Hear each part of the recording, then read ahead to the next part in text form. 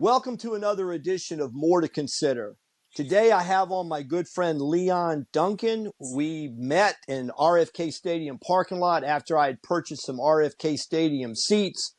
We started telling our histories and turned out we had a lot of common history as to our love for the Washington Redskins. Leon, welcome to the show. Thanks, Jack. Thanks for having me, man. Glad to be here. Okay. How did you become a Washington Redskins fan? How did I become a Washington Redskins fan? That's a story. I grew up a Cowboys fan. My whole life, I loved Tony Dorsett, Roger Staubach, Ed Too Tall Jones, All the bad all those guys. guys. I'm from North Carolina. Yeah. And when the Panthers came, I was livid because I couldn't watch my team play on Sundays. Well, fast forward, I go to college, NC State, and one of my fraternity brothers, who's from the D.C. area, was going on a vacation, and he asked me to join him down at Martha's Vineyard. And there I met my beautiful wife, and she's from D.C., and football in her family is like a religion, and they're all Skins fans. So when we were, I think, engaged or about to be married. We went to a Cowboys game. I was still a Cowboys fan at that time. This is around 1999. We went to the game and sat in my brother-in-law's suite. And Cowboys won. They were victorious. I came back, big smile, ready to celebrate my victory. And we're in the kitchen, and my sister-in-law is standing next to my wife. She says, "Oh my God!" She said, "Your ring." And she looks at her hand, and the stone's gone. And so we go on our hands and knees. We're crawling through the house looking for it. Make our way out to the car, looking for it. Can't find it. Look into the floor of the car. Don't see anything. I come back and I'm like, well, we got insurance. We'll be fine. My mother-in-law said to me, "If that were cash money, would you have quit looking that quickly?" I said, "Okay." So get in the car, my brother-in-law and I, and we make our way back to FedEx Field. And you know how it goes, man. Like once the game ends, You ain't getting back in. it's one-way traffic. So Yeah. we couldn't even get into like the entrance area. We had to park close to a mile outside, almost. Wow. Just so we walked from there up to the stadium and greeted by security, explained my situation. And I say to them, "I'm probably not going to find this, but I can't look my mother-in-law in the face and not be able to tell her that I gave it an honest effort." And they had to ring up to, they called Mike Dillo, who was the head of operations for the stadium. Little did I know that I'd be working with him in a couple of years. So Wow. we go up to the stadium. You're walking in circles. The floor on the concourse is like kind of specked, so everything looks like a diamond. Yeah, We, yeah. we get into the suite. We're looking all around there. Go down to the front row where my wife and I were sitting, and I'm looking, and I'm like, I don't see anything. And then I could hear my mother-in-law in my head. It's like, if that were cash. So I get down on my hands and knees and look under my wife's seat. And it was sitting up like it was in a box. The Really? stone was sitting right there waiting for me. So that was my first like connection or intro to Mike Dillo, the head of operations there. And I was working for NBC at the time. Fast forward, and the head of broadcast for the Redskins at that time, I think his name was Neil Facerdo. He left to go head up, an operation out west for some sports division there. And my buddy Kevin Hungate said to me, "Man, you need to try to get this job. Like this is you. Like this is all you." And I'm thinking to myself, I'm kind of torn. I don't like the Redskins. Uh, and I go and I interview for the job. I get the interview. I go interview like 3 different times. My last interview was with Snyder. He asked me, a couple of questions about how I would, maximize the preseason opportunity, and I told him it was very much NASCAR to me right now. I felt like they were at that time, like they were just selling too much. It was like first Mm-hmm. downs brought to you by whatever. This like everything was for sale. I was like, just take less and charge more. So that was he. I think he liked That's my philosophy, and but then they went right back to their old ways after I left. But I ended up getting hired, and I worked for the team for 6 seasons. And as I said to you before, when you're a part of an organization and you're a part, you're in a city that actually has a team, it's different. It feels different. And those players and everybody, the staff, like that was family. And I, quickly became a fan. I'm a diehard fan right now. God knows it created a lot more harmony in my household with my Hmm. wife and my in-laws. And we get together every Sunday. It's a standing date with her parents, and we watch and we cheer for the team, and it's great. We bond over that. So that's my how I became a Redskins fan story, and it's one for the books. It's a hard one to believe, and I can't believe we found that stone, and she still got it, thankfully, and still wearing it. Now, was the losing of the stone and the finding of the stone, did that bring you a little bit more love energy towards the organization that you were able to get back in there and find the stone? I thought they were very nice Yeah. to me, and I was certainly appreciative of that. But I was still looking forward to the next game that we were going to beat Washington. I was a diehard Cowboys fan at the time. Now, what were you when you started working for the team? Mid 20s? I was about 30. It was a big Okay. deal. It was a big deal for me because, everyone else that was a sales team of seasoned vets, and I was by Yeah. far the youngest Youngest. rep on the team. I've loved it ever since. And I've been here. I've been in DC now for about 22 years, so it's been great. You bring up an interesting point. I've listened to all the commentary about teams and locations, and it has been said, and you know this, Washington, D.C. is a very much an international city. It is the Mm. nation's capital. And there was an old saying that part of that long run of the Washington team, the Washington Redskins, then having such a long record of sold out stadiums is it's the one thing that united the community. Yeah, And they started the sellouts in '66, actually, when it was Jurgensen, Mitchell, and Taylor and Sam Huff lighting it up on the offense, not really being able to stop anybody, but everybody wanted the ticket. And, I've yep, mentioned before on shows, there was like a 40,000 person waiting list at one point to try to get season tickets. yeah, So it was the thing in town. The Senators didn't have the same success in baseball, clearly. They move on to Texas. And I think that was part of it too. Now, I remember the Washington Bullets. And I wow, remember the Bullets being yep, good. And I yeah, remember the Bullets, especially in the late a '70s. long time ago. Yes, sir. Yes, Yeah, sir. But Unsell and Hayes and the players that were there then were also well loved in the community. yeah, So DC is a special place because although it is a transient area, clearly people in and out all the time. And I know a lot of that is the Maryland suburbs and, the greater part of Virginia being fans of that team. yeah. Used to have the Baltimore Colts, they skipped town. The Ravens get a lot of love Yeah. and they've had When success. when it'll do that, like It it's does. it's amazing what having success on the field, how that translates into the support you get from the community. And we hadn't had that in a long time. You mentioned the waiting list, and I came to the team in 2002, and we still had a ridiculous waiting list at that point in Oh, time. yeah. And yeah, and it took, I don't know how many years of losing Mm-hmm. to really, turn that around. I mean, these fans here are diehard fans, and it's so nice to see everybody waking up now. Coming out of that coma of just failure. And really getting behind this team this last season was just magical. So I went through the 2012 season, and I have actually a helmet that's it's a replica makeup of Robert Griffin III. I was Yeah. a big fan Yep. until what I saw this year. Historically, statistically, that 2012 season was the greatest season a rookie quarterback ever had.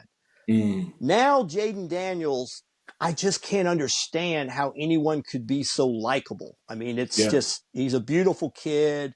Yep. I do think it says something about 55 games in college before you come to pro football. There have been so many Okay. kids that have had Yeah. a good senior year or junior year. They skip into the draft. Yep. He's a 23-year-old turning 24. Mm-hmm. Seems like a very mature kid. There's an energy and brotherhood among these kids, no doubt. So my Yeah. question to you, clearly, Mm-hmm. the energy in DC has changed. Yeah. Where do you think we go from here? I think we go forward, man. I think we go up. I think that the right pieces of the puzzle are there. The puzzle's almost complete. We just got to add a few pieces here or there. Running back. I love B Rob, I do too. but I think he needs some help back there. So I think we got to get a guy, whether it's free agency or the draft. I think we could use some help in the secondary for sure. Yes. And never hurts to maybe dabble on that offensive line a little bit more for help. But I was so pleased with the way that unit performed this year. I thought they overachieved in terms of how they took care of our quarterback. So I think we're there, man. We're right there, and I can't wait for Philly next year. I can't wait Well, for I that think first we've matchup with those guys. yeah, and we proved in a couple of games that it's Yep. not like a wide gulf between the two teams. No. Now, when we think of in the past, if Yeah. you look at the team, and I'm going way back because I'm old, but like, Elway dodges the Colts, but he goes to the Broncos, becomes a fixture. Yep. Aikman's drafted by the Cowboys. Montana's drafted by the 49ers. Yeah. Marino's drafted. There is a history. You don't see a lot of history of, especially a retread quarterback, other than the Jim Plunkett saga, where he ends up with the Raiders and wins a couple. Yep. Really, it seems like the blueprint is get your quarterback. Get your quarterback. And when we go Absolutely. and when we go back to 82 when Washington goes to their first Super Bowl, there's a bunch of guys on that offensive line. Now, Mark May was a first rounder. Russ Grimm, the Hall of Famer, was a third rounder. Jacoby's a free agent. Jeff Bostic's a free agent. And Stark's a 10-year veteran. Then they go through a series of plugging in a guy. They go get Ken Huff, then they go Yeah. get R.C. Tillman, then eventually get Jim Lachey. But Yeah. they run that line for 13 years and win, and they win Yep. a lot. So I don't think the game has changed that much where the offensive lineman, I saw some plugging guys with some veteran status, and I think Cosme's been a hit. I think Cosme's panned out. And I think he was, Yep. what, a second rounder, I believe. Yep. I love that guy, man. I do He is too. awesome. And his personality, like it just shows that he's having fun out there Yeah, and he's a big nasty too. So I he mean is a big that's nasty. that's what you want. Absolutely. So I look at that part of it. I agree with you. I thought maybe the term I agree with you is probably a little bit of overachieving, but that's the thing. It's one player's 20% of the offensive line. It's 20%. Yeah. So Yeah. if you got this 20% right and you get a little bit anchor on the other side, now you're 40, 60. It's five positions. And Yep. I think that we had some people that were little journeyman types and things. You plug in another good guy, I think you're good there. Yep. What is Ertz's situation? What do you think he's looking at? I don't know, man. I mean, I hope he comes back. I think he's Yeah. rejuvenated. It felt like that I think after the game that what was it? Was it Tampa? Mm-hmm. That game, at the end of that game, I think he was being interviewed, and he was talking about how this has been such a great ride for him coming back, and it felt like he had new life. So, in a perfect world, I'd like to see us, maybe get another tight end, a young Yeah. guy, and let Ertz kind of take him, teach him the way, and yeah, I'd love to see him around for one more season for sure. As another guy that, we're fans. You know these guys, though. I mean, you have Yeah, a history of actually knowing a lot of players. yeah, I've had far more of that in baseball with guys that have played in the big leagues. yeah, And one of the things we can both say is they're humans. They're just yeah, people. yep, And as a guy that worked a lot in professional baseball with players, sometimes I hear the stories, fans like, I was at spring training and I walked up to a player and he was not so nice to me. I yeah, see it from both sides. I have seen yeah, the fans be very abusive to players.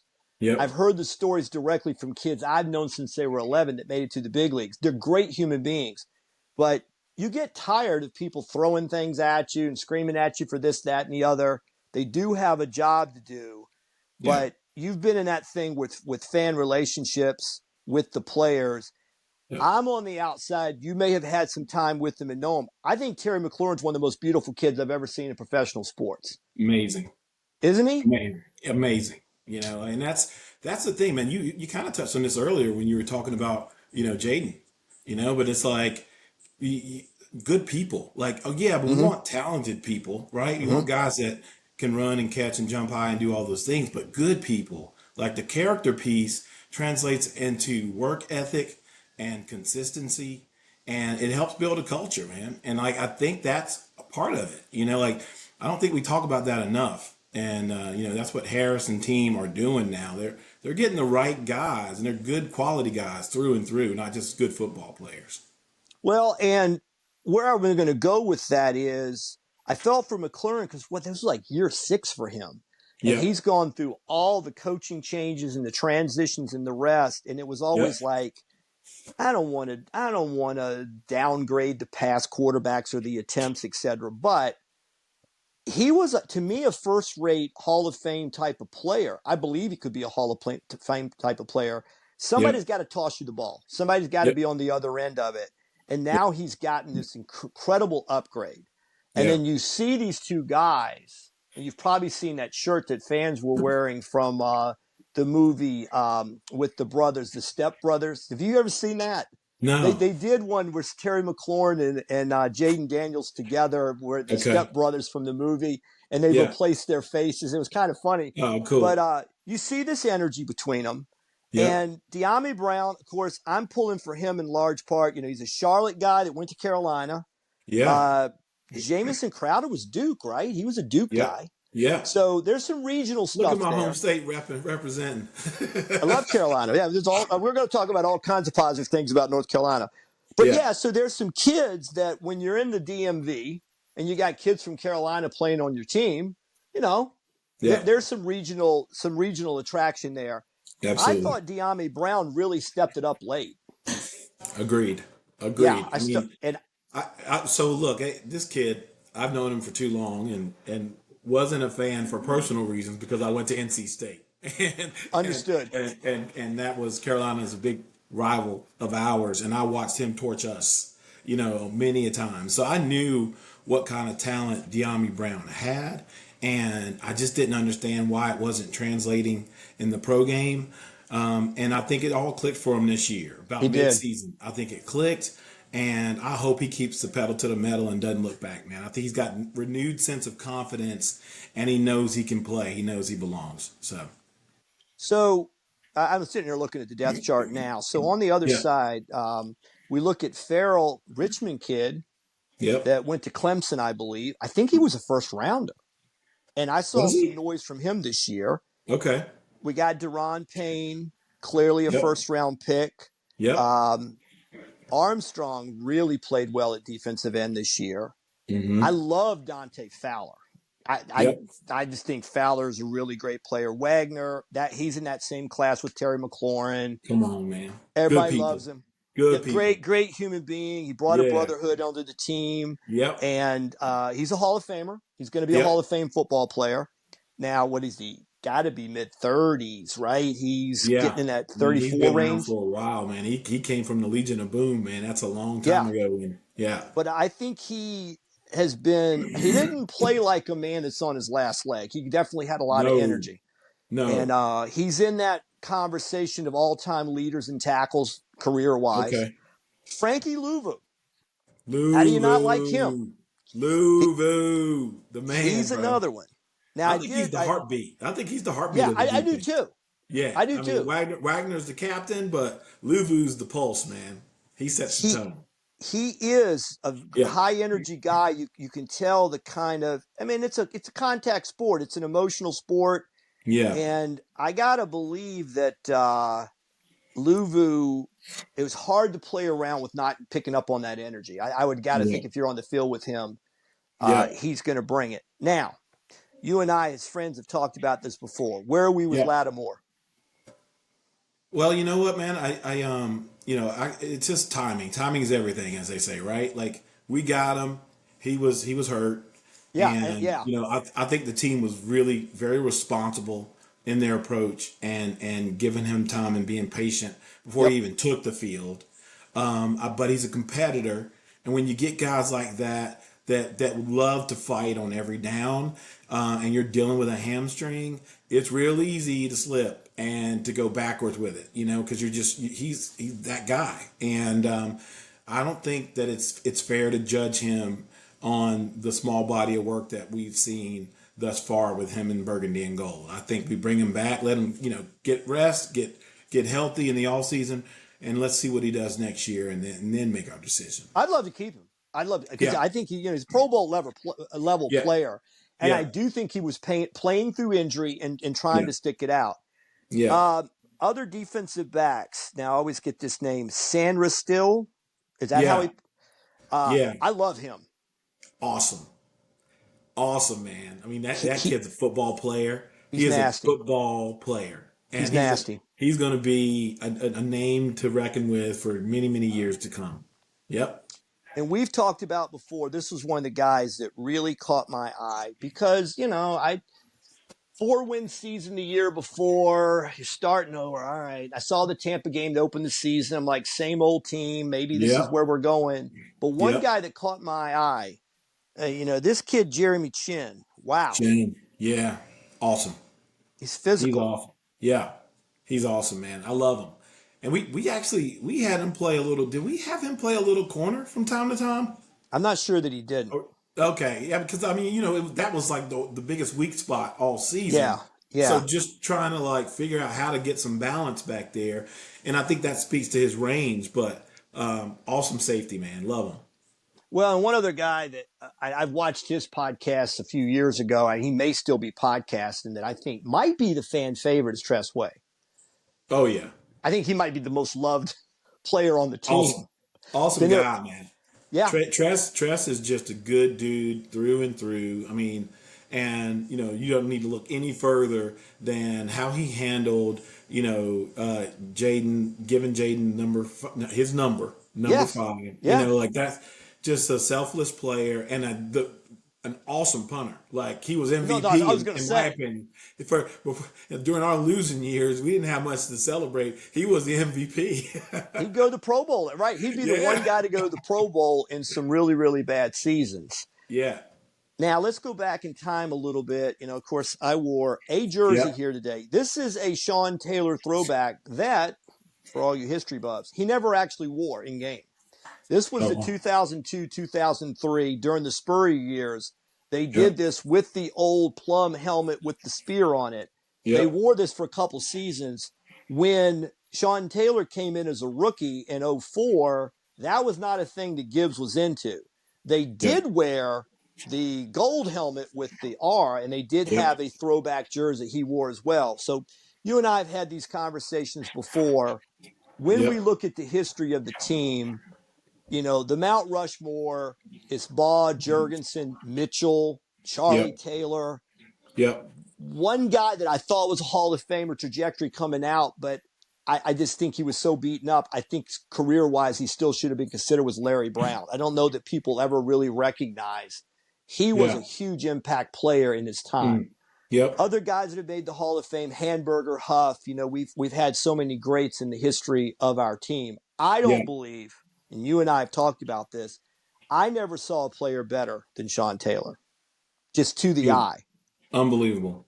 I mean Yeah, the total package, man. Like you just and honestly, it's just not human. I mean, to be as big as he was, yes, and to have the speed that he had, and he was a finisher. Like he was every time he delivered a hit, like he was sending a message. I'm sure you remember the shot on Terrell Owens. yeah, Like yeah, Terrell Owens thought twice about going over the middle because like he delivers yeah.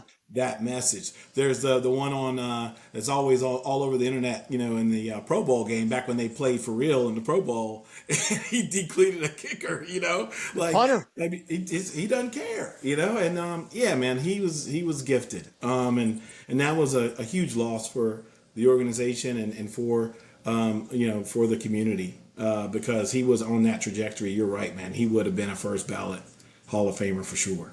I don't think there's any doubt. And again, people can differ on different things. And Yeah, I look back to like the 2000 season.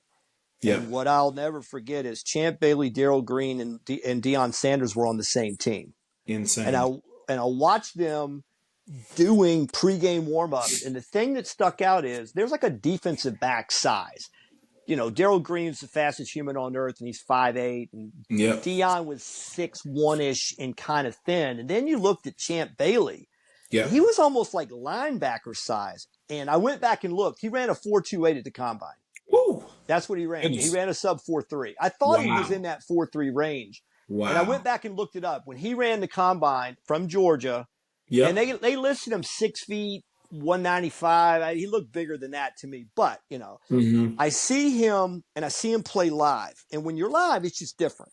Yep. And I've heard a lot of people that really know the game say that one guy, we're going to go down the road with your guy here, but I Yeah. believe that was LeVar Arrington might have been that guy had not been for injury that would Yeah. have flirted with being the next LT. Yeah. I 100% agree with that. LeVar is just one of the most gifted athletes to ever put on the burgundy and gold, that No jersey. doubt. It was so funny. I remember him like joking when we got Sean Taylor, he was like, "Get that monster back there behind me. Put him out here now." Like he didn't want him to wait to start playing, and think about the two of them. Had they both stayed in place for a while, how nasty our defense would have been. And LeVar was amazing, man. I mean, everybody knows about the LeVar leap, from his Yeah. Penn State Penn State. days. And I'm actually doing work with him now at Penn State. He and I met when I came to the team in 2002. We've been friends for the better part of 20 years, but we just recently kind of reconnected about 2 years ago and started doing this work at Penn State, working with them on their NIL and producing content and helping them to recruit players and all that good stuff. You had mentioned before about Jaden, and all the time that he got to spend at the collegiate level and how that set him up for success when he made it to the pros. And I think that with it, the evolution of NIL and the growth of this new way to play on the collegiate level, more kids are going to opt to stay because Sure. you're making money, right? Right. So why not finish it out? Get the full college experience and then go pro. And so I think what that will ultimately end up doing is elevating the level of play at the professional level. No So question. yeah, but LeVar, man, back to to 5'6", man, he was the best. He is the best. Like, he's just an amazing guy. I'm blessed to call him a friend, and I'm really disappointed in the way things ended for him in Washington, Me too. because that guy was the face of the franchise, and that fractured the relationship, not just with the owner at the time, but with the fan base, and Mm-hmm. there was a disconnect. He went to New York and then he moved out to L.A. and he hadn't been back to D.C. for a game since he left or retired, and I just got him back, working through the team. We got him back for the military appreciation game. That was the tough loss we had there in the end to Pittsburgh, and he came back for that. So really excited that he's now plugged back in with the organization, and I think you'll be seeing more of him back in the DC area. And it was so nice to see the outpouring of love that he got from the fans. So many fans walking around the concourse wearing 56, and I told him that's what it was going to be like. He felt like he was actually concerned that he might not get a warm welcome, and I was like, man, you got to understand, you got to separate the two. Like your experience and relationship with with ownership versus the fan base, that's two totally different things. And when I worked for the team, and having to like overcome that as a sales rep, right, trying to sell sponsorships, and a lot of times the pushback I'd get would be, until he sells the team, I'm not doing a thing. And my response would always be, the Redskins were here before him, they'll be here after him. So just like he's not the team, like he's just holding a temporary space. Yeah, and we don't like to throw dirt on that grave over and over and over. Yeah, But yeah, if you had told me when Jack Kent Cook passed away that anyone could come in and go to where we were 25 years later, I never would have believed it.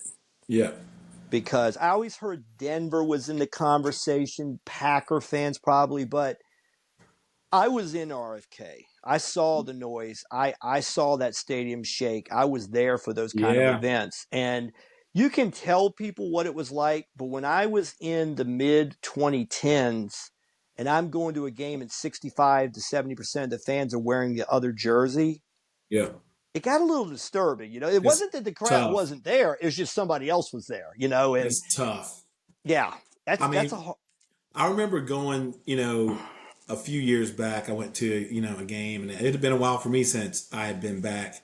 And I remember hearing like a roar at one point and looking up to see what the good play was that we had made, Mhm. and had to come to realization Right. that it was the opposing team that had made the play, and we were outnumbered at home in our own stadium, and that's deflating. That's It's really very tough. yeah, it's Yeah, very very bad. yeah, Couple other things here. Found yeah, this picture a couple years ago. I was at yeah, an man. autograph show, and I want to tell you something else I heard about LeVar. Got Yeah, that. Now, this picture up here that I have, there's my ticket.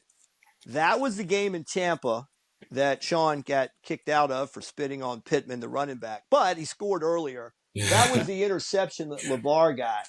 yep, Having seen a lot of football, I tell you somebody I love was Lamar Marshall in the middle. He was yeah, kind of rangy in the middle, but you had Sean Taylor, you had LeVar getting his job back at that time. yep. Marcus Washington, I thought the world of. He had some Awesome big. guy. I loved him. Yeah, and he had some Yeah, big people up front. I'm gonna tell you yep, something. Watching it live, they could move. That yep, defense was incredibly fast and yep, physical. And I thought at that point there was a chance for a bump. They were going to really, if they, God bless Mark Brunell, but holy cow, that was like the lowest amount of offensive yards a team had ever won a playoff game with. yeah. He was bouncing. I remember one time he bounced a pass to Santana Moss, who I also love. And, Awesome. Yeah, Santana was kind of like, kind of kicked the ball like, damn, get it all the way to me. So I'm watching this and I'm thinking, there's some talent here. We're missing some parts. yeah, And then the LeVar thing continued to happen. Sean Taylor passes in '07, and then the yep. wheels kind of slide right off the cart That was it. again. Yep. And I thought there was a chance when Gibbs came back that in an amount of time they might turn it back around. Yeah. But of course, it didn't happen, and we know the rest of the story. And Jim Zorn, and then on to Shanahan might have had some chances. But all right, Yeah, so we man. talk. The 6 seasons I was there, we didn't have a winning season, and it was the Gibbs year that I think we finished 8-8, and we went on that run toward the end of the season to actually make it into the playoffs, if you recall that. But like It was that actually was 10-6. It was 10-6. 10. Okay, okay. Well, The yeah. first year So was 6-10. That was okay, '04. Then in '05 they came up, but they had to win 16, like almost like five straight games at the end 10 and to 6. go Okay, from yeah, yeah, yeah to yeah. finish ten and We six. went on Right. that run to make the Yep. playoffs. Yeah. Yep. So that was the one winning season we had when I was there. Yeah. Yeah. Six Yeah. years. Yeah. Yeah. So that was some tough times. Now we're just going to touch on this a little bit. Um, I've done a few shows on the name thing. Harris Yeah. famously came out a few days ago and said it's not going to be reconsidered. Yeah. And I'd mentioned to you, I was in D.C. a couple of months ago, and I ran into a couple, Yeah. and the gentleman had commander's gear on. Yep. And the thing that surprised me was not only was the name out of his head because they were winning, but Yep. also the return to DC didn't seem to phase him or affect him at all either.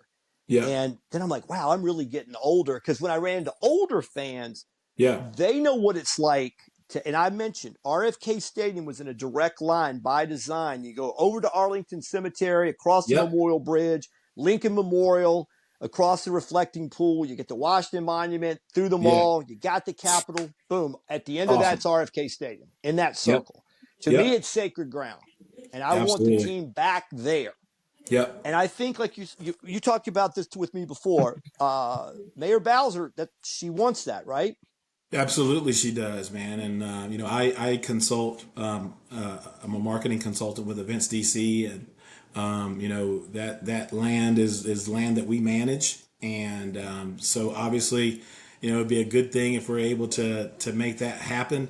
But yeah, the table is set. The Senate passed the bill, and the DC Council voted for us to extend the lease. So the table is now set for Mayor Bowser to begin negotiations with the team, but it's not going to be something that's going to be easily won. I mean, Maryland and Virginia are going to have something to say about that, but hopefully they do make their way back. It's anytime we play on Monday Night Football or Thursday Night Football, They do that establishing shot to make sure that everybody watching knows where they're broadcasting from. They always capture the monuments, right? This because the team should be in DC, right? It's the Man, I'm gonna tell you, Washington Commanders. in those So '80s, when you go back, I mean, this is just a part of, and this is before your time, but yeah, I mean, I don't know if you're old enough to really remember the '80s that much, but if you gave me those John Madden, I love Pat Summerall, who's one of the greatest figures in pro awesome. football. Yeah, So Pat Summerall's voice would come on, and they're taking this shot across the roof of the stadium, and you mm-hmm. see the Capitol and the Washington Monument. You're like, Yeah, this is Washington football. We're in the city, yeah, and I don't want to be in the suburbs of whatever else. I love Maryland, Virginia, love it all together, yeah. Me but too. it belongs in the city, and Yeah, it's man. it's the city team, and it's what unites both sides of the Potomac.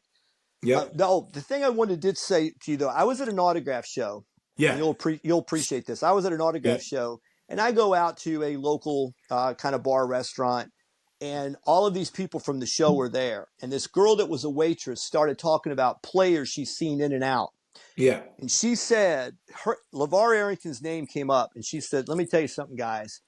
He's the classiest human being I've ever dealt with. Yep. He's always been great to staff, and there wasn't a time I've ever waited on him or any of the girls in here that he didn't leave $100 tip. Yep. I don't care if he got a hamburger, he left $100." I'm like, Yep. well, that's really. She goes, no, he's the nicest human being in sports I've ever met. Yeah. He's a classy guy. She said some really nice things about him, and so yeah, that's really really nice. That's nice to hear. And Man, just salt of the earth through and through. And I'll give you a story. So I mentioned earlier, he and I are doing work down at Happy Valley with Penn State, and we started last year. So we were at every home game together. And part of what we did this pregame tailgate party, and he was the host. And people come through and take pictures with him, and say hello, and tell him he was the greatest, and all that good stuff that you would expect. But one day, one game, this older gentleman and his wife come up to us, and he's like, "You probably don't remember me."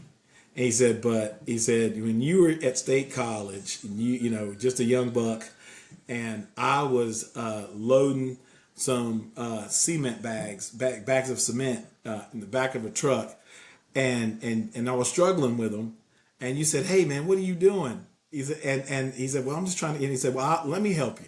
And he said he walks over and he picks up a bag with each hand, holds yeah, them and he loaded them up for him. And then the guy offered to pay him some money, but he said no, absolutely not. And the guy was like, he said it was just so nice and unexpected. And he said, I just wanted to share that story because I remember it forever. You may not remember it, but I do. And they took a that's picture. awesome. Yeah, man. Yeah, That is awesome. Now, yeah, another thing I remember about him when he was playing, if I'm not mistaken, he was in the VA hospitals a lot. His dad was a service member in the Army, correct? that's right. That's Yeah, and right. he And would that, be in the VA. Yeah, he would go yeah, and visit veterans, yeah, man. disabled veterans. Very passionate about that. His dad's a double amputee, and that's a hot button for him. Yeah, And so, and if you recall earlier in our show here, I mentioned that I got him back to the for Commanders military. this season. It was for the military appreciation game, and he's like, I'm not just coming back to come back. Like I'm Right. coming back with purpose. And so that's what, and every Yeah. service member there, he went to and shook their hand and hugged them. And just, really, when he says thank you for your service, he means it. Yeah. You know, I think sometimes as fans, it just struck me to say this. Yeah.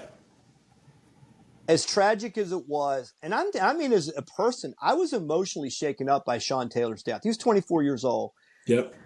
He has a young baby and a fiance. Yep. Humanly, it's not that the time lost on the field. Could he have been a Hall of Famer? We Right. lost a young man that meant something to the community.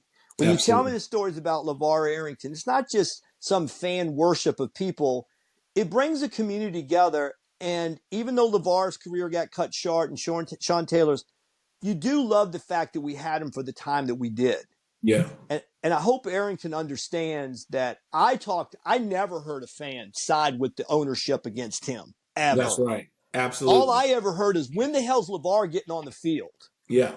Yeah. So when there was 100%. he can trust in that, and I'm sure he saw that from the fans. So I do a show the other day. Guy calls me up and I do a show, and we Yep. did a show on who belongs in the Hall of Fame. So of course, Yep. naturally, he's all the way across the country. Yep. He brings up Joe Jacoby, Mm-hmm. and I said, "Love Jake. Think he's one of the greatest offensive linemen. You win 3 Super Bowls. You go to 4 in a period where you're 4-time Pro Bowler. I get that Grimm's in." He goes, "What do you think it is?" And I said, "Some of it I think is too much film of Lawrence Taylor." And I Mm. think it affected a lot of offensive linemen of the day because I've heard that. And, you know, he had some famously rough outings against LT, like everyone did. Yeah. Right. Like everyone Yeah. did. So I think he played him twice a year. Some guy that played for the Saints that might have been an all pro level player might have seen him every 3 years. Yep. And it's cumulative. You're playing LT 1 game versus 6 over 3 years. Yep. There's LT. There's that factor. Then, of Yep. course, after talking with this guy for a while, drum roll, I went, B. Mitch. Yeah. Why the hell is Brian Mitchell not in the Hall of Fame? And the guy goes, that's an interesting take. I'm like, dude, he's second all time in all purpose yards. Yep. I give him the resume and he goes, holy cow. Like I said, yeah, I don't know what people realize, but I do think there's a bias against the Redskins / Commanders. Yeah. I asked the guy, how did Art Monk take 8 years? Right. And he goes, Right. what do you think it was? And I said, I hate to say this because I got nothing to back it on. I think that there was a little bit of a promotion of Joe Gibbs' teams as being goody two shoes. He was a very devout Christian. Yeah. And I said, I think that it was in the all pro times too. Because Yeah. I remember it's the lead up to Super Bowl 26, and I'll let you go on this, but I Yeah. remember watching this kind of sportsy thing, and they're like, hey, you got Jim Kelly, you got Andre Reed, you got the Bills. And I'm like, we're not bad. Yeah. We're 14-2. So Yeah. what happens? We beat the living hell out of the Bills. God bless the Bills fans, but we beat the hell out of them. And then everybody's like, where'd that come from? Where'd it come from? Did you watch us play all year?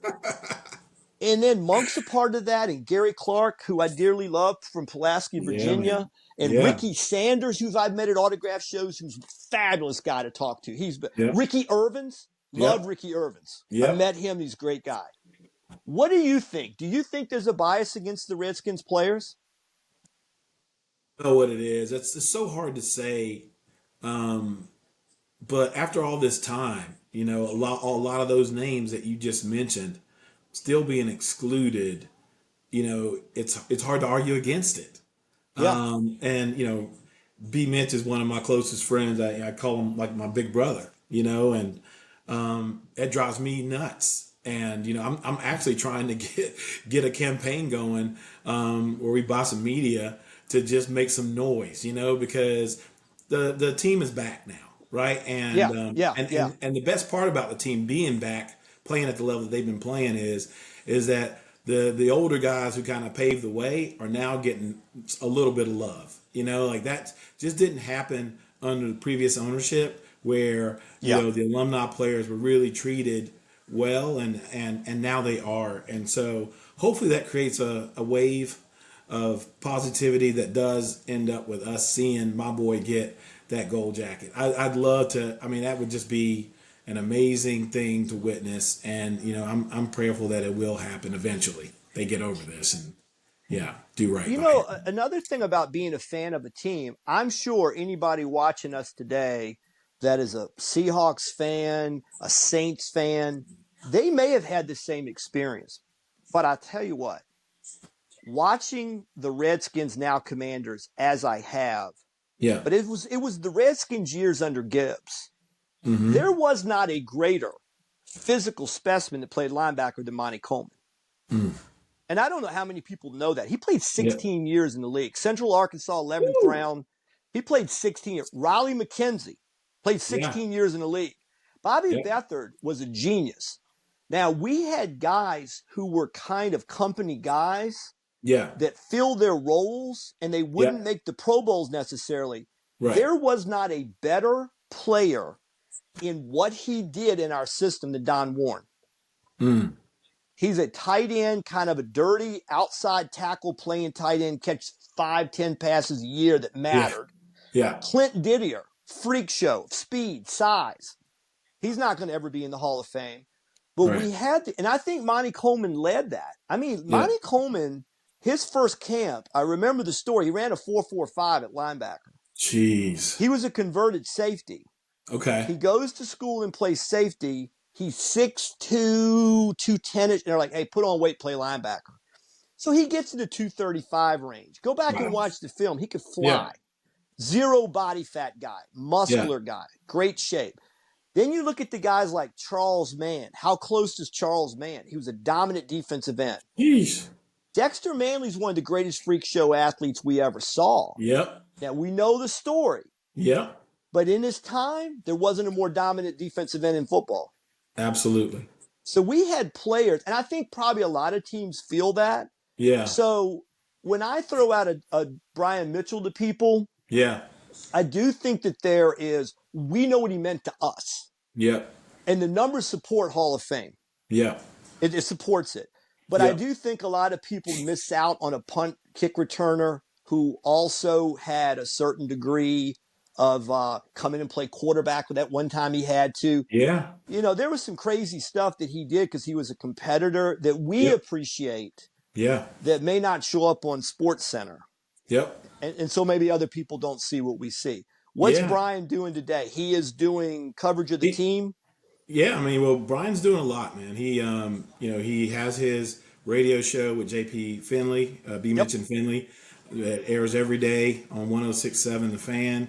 They're fun together. Yeah, they're a great package. JP They is love an each awesome other. guy. You can They tell. do. They They're brothers, man. They're really brothers. are. They're Finley's brothers. awesome too. He's a good guy.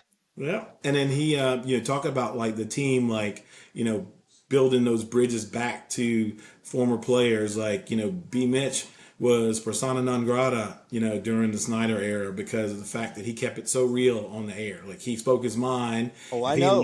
he didn't like what he saw, he's going to tell you about it. So the fact that the team brought him back to work, their pregame, postgame shows on YouTube. They brought him back with Chick Hernandez to do the preseason games. It really just warmed my heart, man. I mean, you talk about long overdue. In reference to him in the Hall and in reference to, what he means to the organization and the team being in a good place with him. I'm so glad it's happening now. And if he's not working, he's playing golf or riding a bike. I mean, that's just, he's one of those guys that's wired that way. He's just got to be doing something and, in some way, shape, or form, getting better at whatever it is he's doing. So, he's an awesome guy, and I'm glad to know him. Now promote his beer again too. You say he's got Kicking a it beer with B. alley. Mitch. There you go. There you go. And where can you get that? All around the DMV? Yeah, man. He's growing every day. I think there's some restrictions in Maryland. He's in D.C. and Virginia, but I think Maryland, he's working through that. Okay. But yeah, look it up. Like it's Kicking It with B. Mitch. I don't know if he's got a website, so maybe not look it up, but ask for it whenever you go to your local stores. That dude's got his hands in so many different things. He's got a cigar out, and he loves giving back and doing community work. And every time I call him, he's on his way somewhere. Like it's never, he doesn't sit still. So it's an appearance, or it's to play golf, or he's riding his bike. Always something. So he's a heck of a guy. Well, I have a friend in Norfolk, Virginia that did radio coverage out of Norfolk for the Redskins. So I go to camp in Richmond one time. Yep. It got me a little bit on the inside. So I met JP Finley. Could not have been a nicer guy. Yeah. And then I'm kind of in that space. And I went up to B. Mitch and I said, hey, I want to thank you for always saying what needs to be said. And he goes, and this is what he said. He said, nobody tells me what to say. And I said, That's I right. appreciate that. Yeah. Then I think I've told you this before. I said to him, it really shows how great Joe Gibbs was to get back into the playoffs in the mid 2000s. And he looked at me and said, my brother, Joe Gibbs is like my father. Yep. And there was a second Redskin that I met that said that. They thought of him like a father figure. Yeah. And I think, and now that we've transitioned to Dan Quinn, who we haven't mentioned yet, that guy is doing something right because those kids love him. He's doing it, man. I didn't know about him. I didn't know about him, Jack. I mean, I was really like, is this the guy? And I called B Mitch and was like, "What are we doing?" And he's I like, thought the same thing. he said he's solid, man. Trust me, he's solid. And yeah, I mean, yeah, he's got. I think Coach Quinn is tight with uh, Mike Tomlin. I think they shared time I was together just going to bring that up. Yeah, in what happened college. is, Yeah.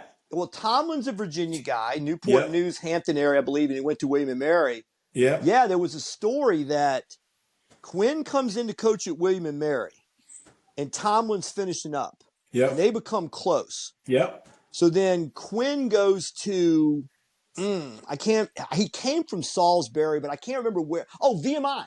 VMI. Okay. Yep. And he goes to VMI. It's kind of like, we need another guy. Go get Tomlin. Yep. So when they played this year, they interview Tomlin. He goes, "That's my boy. That's my Yeah. brother. Like Yeah. everything I am as a coach, I owe to Dan Quinn opening that door." I'm getting like, wow, this is really Yeah. touching. He goes, Yeah. "No, I love that dude. That dude looked out for me. He took care of me when it mattered. We coached together, and he stood up for me and put in the word for me to get me started." And I'm like, that's really nice. Wow. I didn't know That's that. nice. Yeah, that's Oh yeah, awesome. that's what he said in an interview. It's like, Yeah. yeah, that's how they got started together. Was when Quinn went to VMI. He said he vouched for Tomlin to come to VMI. There you go. Then the whole circuit, college to this level, to that level, offensive coordinator eventually, or you go through the steps, Yep. Yep. and that's what got Tomlin. But they were together at William and Mary. Yep. But yeah, Quinn. Like I remember in one of the games, Robinson came in after a touchdown, and you're watching grown men, and you're like, that was a love hug. That was Yeah. like, he came up to him and they embraced, and Robinson almost like crushed him. Like Yeah. it's like, Yeah. I'm in, brother. I'm in with you on this. What we're doing, Yeah. and that's Yeah. what I saw, Yep. and it's pretty exciting because it's an energy. They're likable people. Uh-huh. How many scandals did you hear this year? Isn't that nice? Yeah, That's yeah. really I mean, cool, right? all you're hearing is Making different Jaden kinds of Daniels is. headlines. Well, all you hear is Jaden Daniels is giving the bikes to kids in the city. I mean, right. I mean, and they're feeding the homeless somewhere. That's what they're doing. Yeah. All right. You mentioned golf. We've had Yeah. this discussion before. You Yeah. played golf with LT. Yes, I have. Tell me what that was like. Man, it was nerve wracking because it's LT of all people, first of all. Second, he plays at a ridiculous pace. He plays very fast. And if you do not keep up, you're going to hear about it. So, like, you're just hitting 1,000 bad shots as quickly as you possibly can, but don't slow him down. And this particular day, I played with him.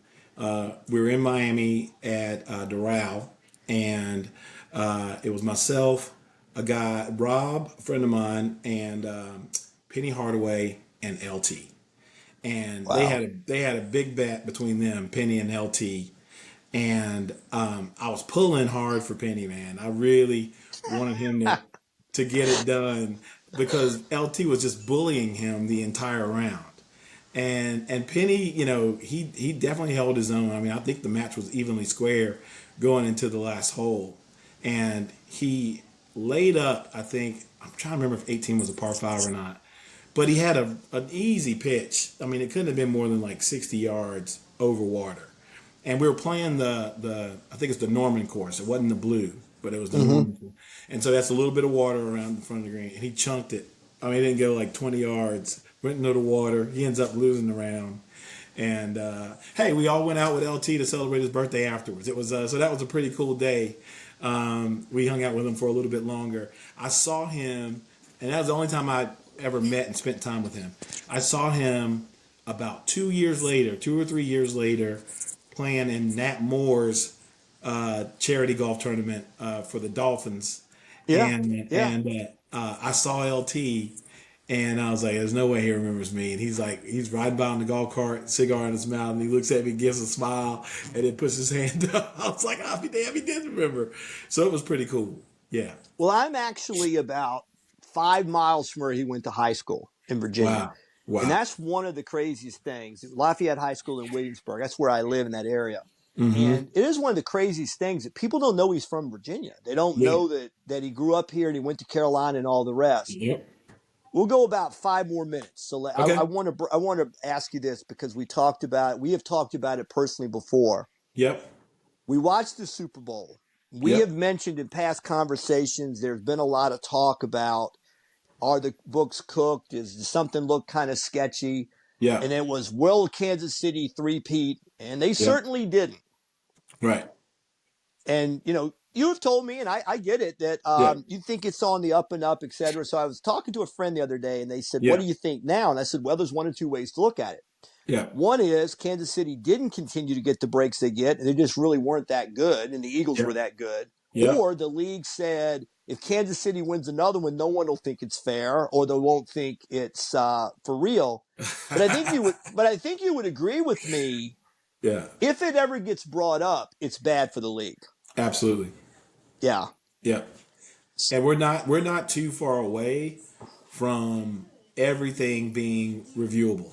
Like it's because now the pressure's on the NFL to make sure that they get every call correct. And and what I said to you before when we were talking about this is it's sports betting. I mean, Yeah. and Troy Aikman of all people, he called the league out. And he said that, you guys have these partnerships now with these sports betting platforms, and the fan base are giving you their hard earned dollars, and everything's got to be on the up and up. You can't have somebody losing bets, off of bad calls. And so I Yeah. think it's only going to be a matter of time before every play is going to be quickly reviewed, and then they'll call a timeout if they need to get it right, because that's going to be a factor. All right, and that leads me to the other thing. Yep. Again, watching Jaden Daniels this year, like I said, you kind of fall in love with your team and a young man that's putting up that kind of positive energy. But I will tell you, I'm a YouTube guy that I watch all these old games, and Yep. it's basketball too. Hey, Yep. I recently looked at an '86 Lakers game with the Celtics, Yeah. and I'm not kidding. I went, whoa.